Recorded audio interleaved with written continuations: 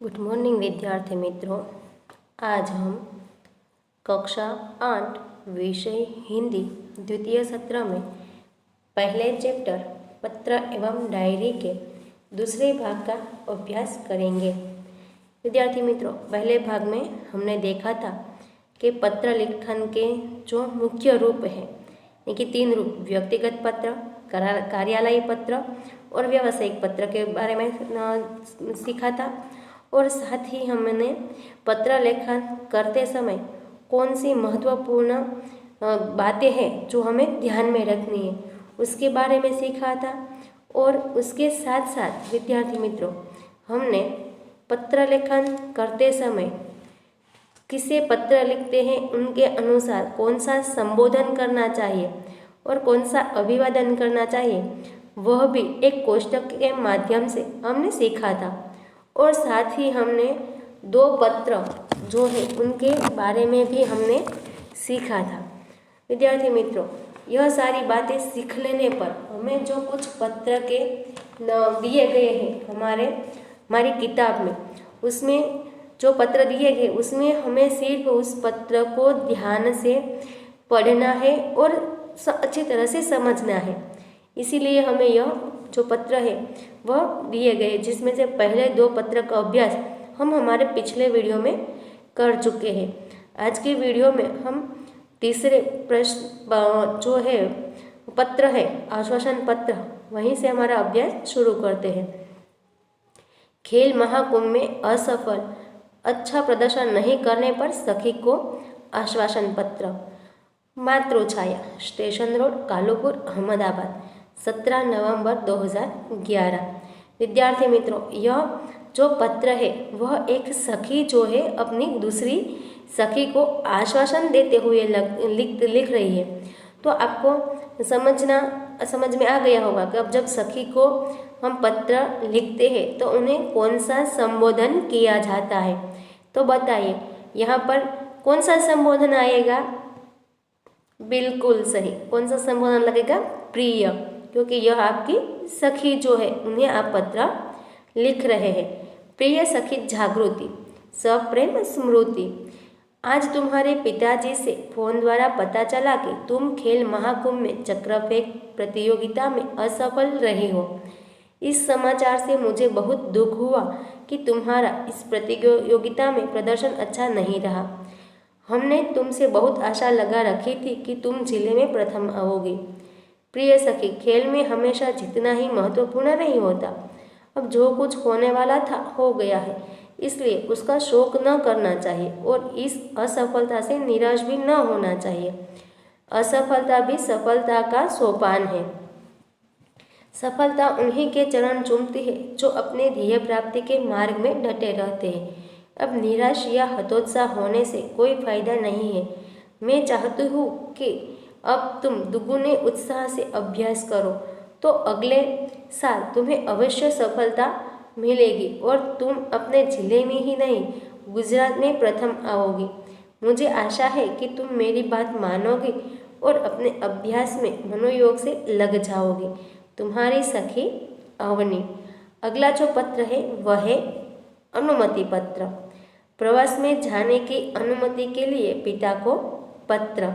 विद्यार्थी मित्रों, अब देखो, पहला पत्र था वह सखी को पत्र था। अब यह पत्र जो है वह पिता को पत्र जो है वह लिखना है आपको। जीवन भारती छात्रालय, स्टेशन रोड, दाहोद, 29 सितंबर 2011। अब यहाँ कौन सा जो है वह संबोधन किया गया है? तो पूज्य पिताजी, सादर प्रणाम। आपका पत्र मिला, सबकी कुशलता जानकर बड़ी खुशी हुई। आप मेरी जरा भी चिंता ना करें।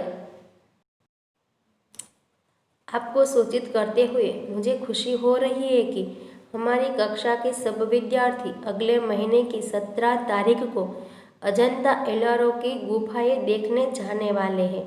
मैं भी उस प्रवास में सम्मिलित होना चाहती हूँ। स्कूल बस की व्यवस्था की गई है। यह प्रवास 3 दिन का रहेगा और 800 रुपये का खर्च आएगा। इस प्रवास में बहुत से दर्शनीय स्थल देखने को मिलेंगे। मेरे सभी साथी मनीष, साहिल, श्रेया, जाकिर, वहीदा, गुरमीत और डेविड भी इस प्रवास में जाने वाले हैं। मैं भी इस प्रवास में शामिल होना चाहता हूँ। आप पत्र द्वारा इस प्रवास के लिए मुझे अनुमति देने और 800 रुपये मनी ऑर्डर से भेजने की कृपा करें। पूजनीय माताजी को सादर प्रणाम, सोनल को प्यार। आपका आज्ञाकारी पुत्र रमेश। अब जो आपका आज्ञाकारी पुत्र जो है वह क्या हुआ? अभिवादन। अगला जो पत्र है वह प्रार्थना पत्र है। छुट्टी के लिए प्रधान अध्यापक को पत्र।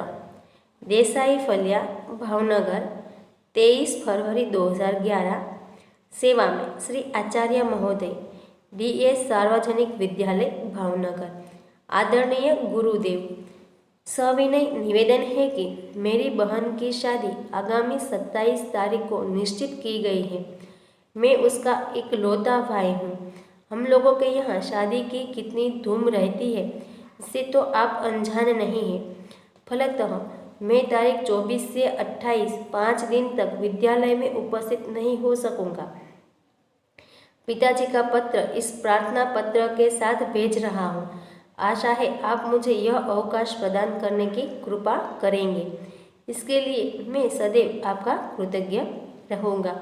आपका आज्ञाकारी छात्र मनोज पटेल, क्रमांक 25, वर्ग 8A।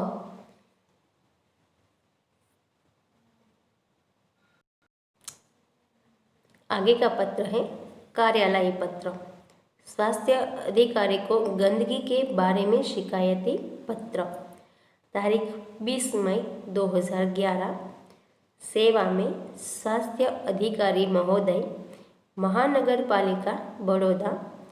मान्यवर, सविनय निवेदन है कि मैं गायत्री मोहल्ला में रहता हूँ। यह मोहल्ला पिछले कई दिनों से ठीक से साफ नहीं हो रहा है। आजकल शादी का मौसम है। रास्ते पर गंदगी फैली है। पास के कूड़ेदान यानी कि डस्टबिन में सब जूठन डाल जाते हैं। बदबू के कारण पिछले 2 दिन से तो यह हाल हो गया है कि वहाँ से आना जाना भी मुश्किल हो गया है। आने जाने वाले सभी लोग परेशान हो रहे हैं। यदि गंदगी को शीघ्र न हटाया गया तो मोहल्ले भर में बीमारी फैल जाने का डर है। आशा है आप शीघ्र ही उसे हटवाने की व्यवस्था करेंगे। आपका विनम्र सेवक सुरेश भाई वर्मा, गायत्री मोहल्ला बड़ौदा। विद्यार्थी मित्रों, अगला जो हमारा पत्र है वह है व्यवसायिक पत्र।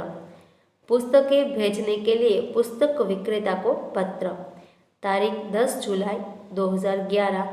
सेवा में व्यवस्थापक श्री गजानन पुस्तकालय, सुभाष रोड, वलसाड़। महोदय, मुझे निम्नलिखित पुस्तकों की आवश्यकता है। उन्हें आप डाक से भेजने की कृपा करें। 1. नन्हा कोश श्री रतिलाल नायक। 2. नालंदा विशाल शब्द सागर श्री नवल जी। 3. बृहद हिंदी शब्दकोश डॉक्टर श्याम बहादुर वर्मा, डॉक्टर धर्मेंद्र शर्मा।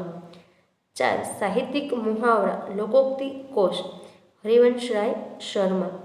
कृपया उपर्युक्त पुस्तकें उचित कमीशन काटकर शीघ्र ही VPP यानी कि वैल्यू पेबल पोस्ट से भेजें। भवदीय प्रीति शाह, शांति भवन, MG रोड, राजकोट 360001। विद्यार्थी मित्रों, आज का अभ्यास हम जो है वह यहीं पर समाप्त करते हैं। बाकी का हमारा जो चैप्टर का भाग है वह हम हमारे अगले वीडियो में सीखेंगे।